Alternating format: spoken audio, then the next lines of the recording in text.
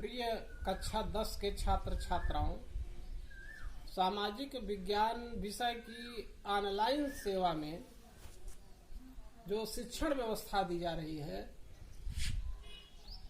उसके अंतर्गत आज हम आपको करों के बारे में जानकारी प्रदान कर रहे हैं। कर का मतलब है टैक्स, जो राजस्व की आय के साधन होते हैं जो सरकारों द्वारा लगाए जाते हैं और पब्लिक के हित के लिए ही ये कर लगाए जाते हैं। अब आप सबसे पहले देखिए कि कर कितने प्रकार के होते हैं। मुख्य रूप से कर दो प्रकार के होते हैं। पहला है प्रत्यक्ष कर और दूसरा है अप्रत्यक्ष कर।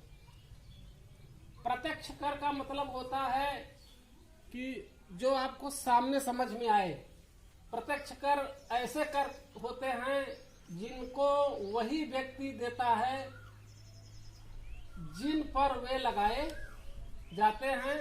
प्रत्यक्ष कर में करदाता नकद रूप से कर अपने पास से अधिकारी को देता है। कहने का मतलब है कि प्रत्यक्ष कर में हमें नगद भुगतान करना पड़ता है कि कर की अदायगी हमको कितना करना है, वार्षिक कर में उतना हमें देना पड़ता है। दूसरा है, अब इसी में आगे देखिए, प्रोफेसर जे.एस. मिल के शब्दों में प्रत्यक्ष कर वह है जो उसी व्यक्ति से मांगा जाता है जिससे यह आशा तथा इच्छा की जाती है कि वह उसे अपने पास से दे देगा। स्वेच्छा लोग प्रत्यक्ष कर का भुगतान करते हैं। अब दूसरा देखिए, प्रत्यक्ष कर के गुण क्या क्या होते हैं। प्रत्यक्ष कर में क्या गुण है। पहला प्रत्यक्ष कर का गुण है मितव्ययिता। आदमी बड़े हिसाब से खर्च करता है, बहुत ज्यादा इधर उधर का खर्च नहीं करेगा, मितव्ययी ढंग से कार्य करेगा। दूसरा है न्याय संगतता।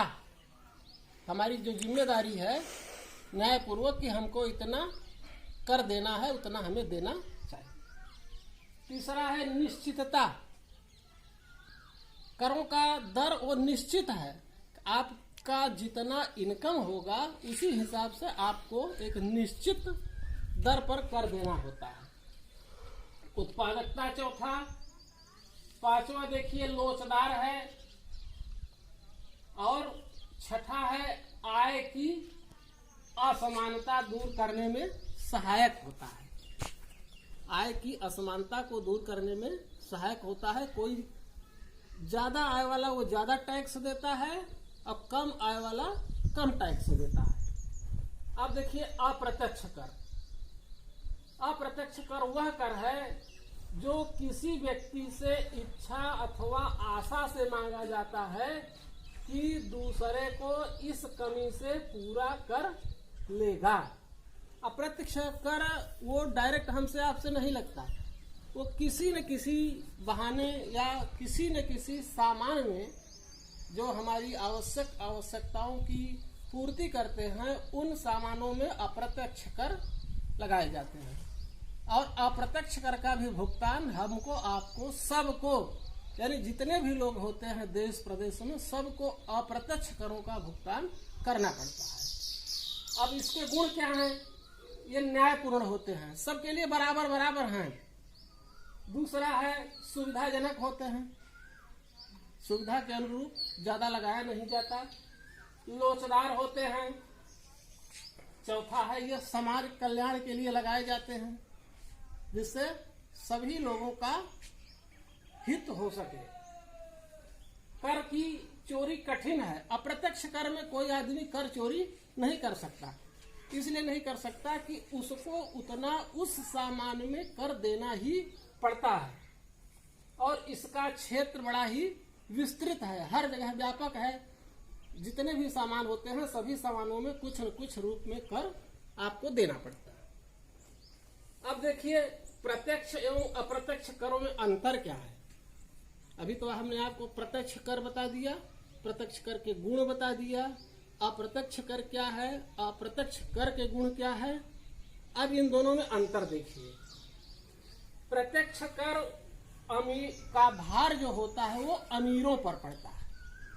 प्रत्यक्ष कर का भार किसके ऊपर पड़ता है? अमीरों पर पड़ता है। और अप्रत्यक्ष कर का भार गरीबों पर अधिक प्रभाव देता है। दूसरा है, प्रत्यक्ष कर से प्राप्त होने वाली आय निश्चित होती है और अप्रत्यक्ष कर से प्राप्त होने वाली आय निश्चित वो नहीं होती है। तीसरा है, प्रत्यक्ष कर में चोरी की संभावना ज्यादा रहती है। कुछ लोग अपना छुपा लेते हैं या कहीं न कहीं से कुछ अपना रिकॉर्ड बनवा लेते हैं कि हाँ हमको टैक्स कम देना पड़े।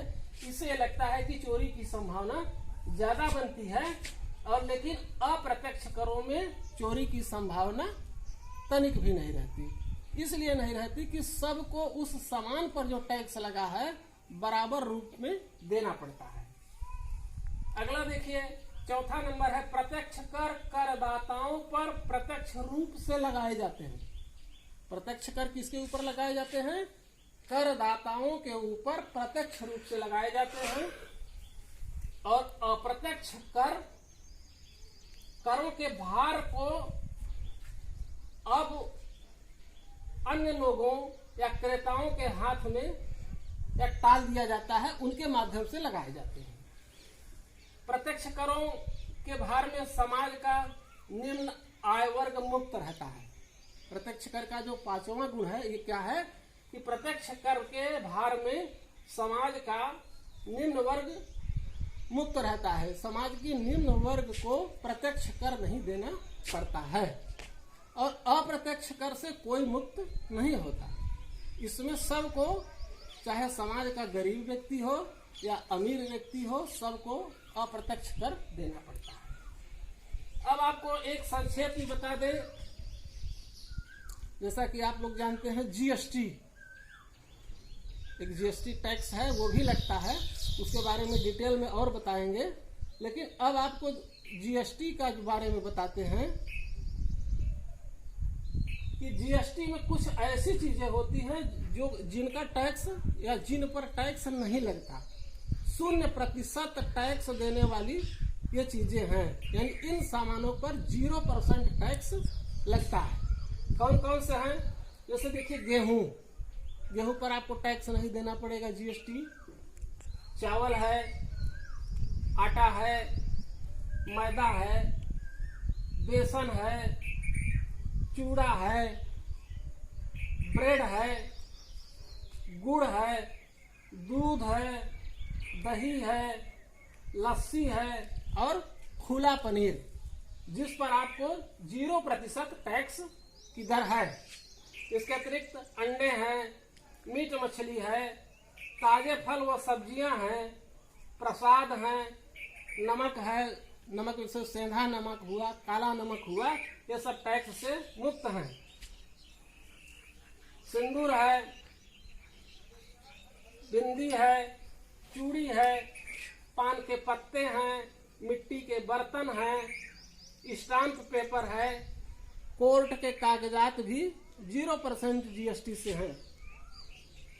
पोस्ट कार्ड है, लिफाफा है और बच्चों के ड्राइंग एवं कलर ब्रश आदि, और उसमें किताबें हैं, चाक है, स्लेट है, पेंसिल है, समाचार पत्र पत्रिकाएं हैं, मैप है और फूल झाड़ू है, जो सामान्य झाड़ू है, इन सब पर कोई टैक्स नहीं लगता। ये 0% टैक्स के दरों में आते हैं। ये संक्षेप में हमने आपको जीएसटी की जो सामान्य चीजें हैं जिन पर आपको टैक्स नहीं देना पड़ता ये बता दिए। कल आपको जीएसटी और उसके अधिक वाले जो टैक्स होते हैं उनके बारे में जानकारी देंगे। आशा एवं पूर्ण विश्वास है कि आपको इन करों के बारे में पूरी जानकारी प्राप्त हो गई होगी और लोगों से या आपसे या गार्जियन से सबसे ये अपेक्षा की जाती है कि शासन द्वारा लगाए हुए करों का भुगतान समय से सबको करना चाहिए, क्योंकि यही कर हमारे समाज के, हमारे कार्य के लिए कल्याणकारी सिद्ध होते हैं। बहुत बहुत धन्यवाद।